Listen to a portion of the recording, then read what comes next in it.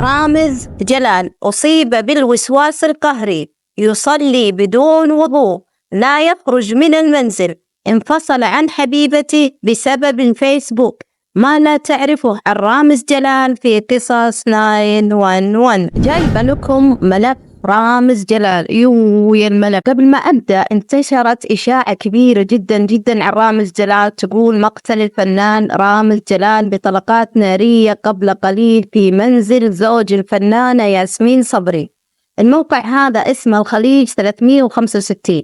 يقول الموقع هذا إن رامز جلال قتل على يد زوج الفنانة ياسمين صبري اللي هو رجل الأعمال أحمد أبو هشيمة، والسبب إن رجل الأعمال أحمد أبو هشيمة كان مستاء جدا من طريقة تعامل رامز جلال مع زوجته في برنامج رامز مجنون رسمي، وأبو هشيمة حقد عليه وبعدين عزمه في البيت وأطلق النار عليه. كلام فاضي طبعا، من العاقل اللي يصدقه؟ بس عشان ترند ومشاهدات لا أكثر. ونبدأ القصة وناخذه من البداية. كثير من الناس ما تعرف شيء عن حياة رامز جلال، أو بمعنى أصح ما عندهم معلومات كثيرة عنه، ويتوقعون حياته كلها لعب ومزح وضحك زي ما يطلع في برامجه. وهذا الفيديو بيعرفكم عن بعض أسرار من حياته. اسمه بالكامل رامز محمد جلال أحمد توفيق، هو ابن المخرج المسرحي الراحل جلال توفيق وأخو الفنان ياسر جلال. أبوه توفى في 2014 وكان عنده تقريبا 89 سنة. وبعطيكم معلومة، أبوه هو اللي اكتشف الفنانة إلهام شاهين، وأبوه جلال توفيق هذا مثل في فيلم طيور الظلام مع شريف عرفة وعادل إمام. رامز جلال انولد عام 1973 في 20 أبريل، عمره الآن 51 سنة. تخرج من المعهد العالي للفنون المسرحية عام 1995. بعد المعهد التحق رامز بالجيش وكان في قيادة سلاح المشاة، والكل كان يقلق منه بسبب حركاته ومقالبه اللي يسويها مع أصغر ضابط لين أكبر ضابط. وفي المعهد كانت تجي عروض للتمثيل لأن أبوه مخرج معروف. ويقول رامز نفسه انولدت أنا وأخوي ياسر في المسرح. بدايته الفنية كانت في مسرحية جوز ولوز بطولة أحمد بدير وآيدا رياض وسعاد نصر وحسن حسني. أول فيلم شارك فيه كان فيلم 55 إسعاف مع محمد سعد وأحمد حلمي وغادة عادل وإخراج مجدي الهواري. بالرغم من أن الدور كان صغير إلى أن رامز استطاع أنه يلفت الأنظار له. بعد كده توالت الأفلام وقدم ميدو مشاكل مع أحمد حلمي وشيرين عبد الوهاب، وقام بعمل أول بطولة مطلقة في فيلم أحلام الفتى الطايش عام 2007.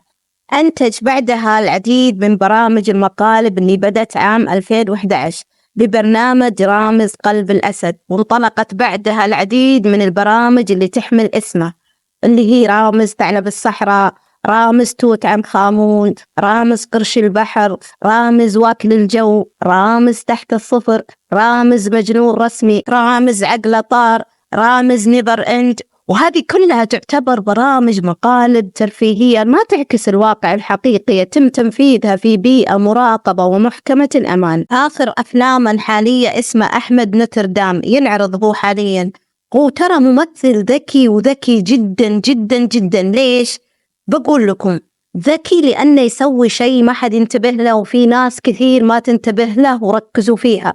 هو دايم يصور أفلامه قبل برامج المقالب حقت رمضان، ويعرض الفيلم في عيد رمضان، ويحقق نجاح كبير جدا وإيرادات عالية، لأن الناس طالعة من رمضان والمقالب حقته والناس مخلصين منها وودهم يشوفونه، والناس بالهبل. والسبكي متخصص دايم في أفلامه.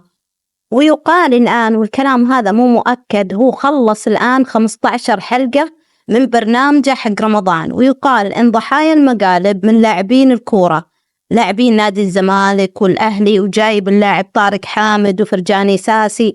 ورامز متعلق جدا بأخوه ياسر جلال، يعتبره مثل الأعلى في حياته، خصوصا بعد ما مات أبوه وأمه وما بقى له أحد في الدنيا غيره، لدرجة إنه لما يطلع في أي برنامج يقول أنا أخو ياسر جلال، ومسمي ولده ياسر على أخوه. يا جماعة خذوا الصدمة، رامز جلال هذا اعترف اعتراف، واسمعوا الاعتراف شو يقول. قال أنا عندي مرض الوسواس القهري، مرض الوسواس القهري يقول جايني في الوضوء والصلاة، قال أتوضأ بعد ما أخلص أقول لا أنا نسيت يديني، لا أنا نسيت رجلي، لا نسيت شعري، أنا ما توضيت أصلا. قال أروح أصلي بعد ما أصلي أقول لا أنا ما ركعت في الركعة الثانية، ما سجدت، ما ركعت. وقال الموضوع هذا على طول معاي تعبني جدا جدا. قال من كثر التعب اللي أنا فيه كنت أكرر الوضوء مرات، كنت أتوضأ 10 مرات 20 مرة وأعيد الصلاة لين أتعب. قال في الأخير قررت أترك الصلاة وأترك الوضوء. لا حول ولا قوة إلا بالله، الله يهديه ويهدينا جميعا.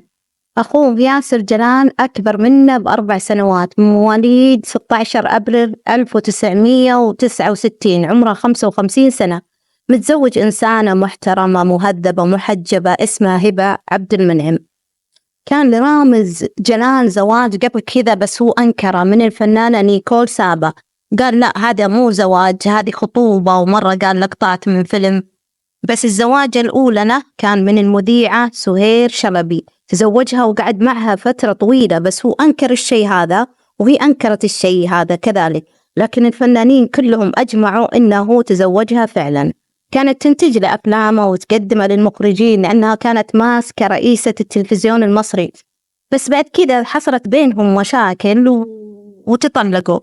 هي سهير شلبي كانت أصلا كبيرة عليه في السن، حاليا عمرها تقريبا فوق 70 سنة وهو لسه توه شاب صغير يعني. لما سألوا رامز جلال عن أول حب في حياته وليش تركها، قال أنا رجال طبعي غيور جدا على اللي معي وما أحب إن أحد يعرفها ولا يشوفها، وأنا تربيت على كذا. وفي مرة بعدت عن الإنسانة اللي أحبها بسبب الفيسبوك لأني ما كنت أبغاها تختلط بالسوشيال ميديا ولا أحد يكون له علاقة معاها، لكنها رفضت وصممت على رأيها فاضطرينا إن نترك بعض. ومن هنا نعرف ليش رامز جلال ما حد يعرف أشياء كثيرة عن حياته الشخصية بشكل عام.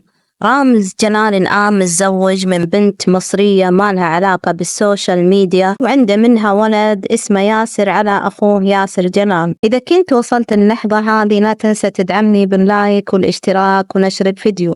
ختاما، رامز جلال هو مثال حي على النجاح والتفاني. بدأ مشواره الفني في الأدوار الثانوية لكنه ما استسلم واستمر في العمل بجد حتى أصبح من أبرز النجوم في العالم العربي. ويبقى رامز جلال شخصية فريدة في الساحة الفنية.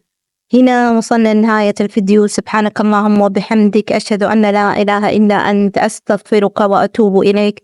دمتم بود يا رفاق.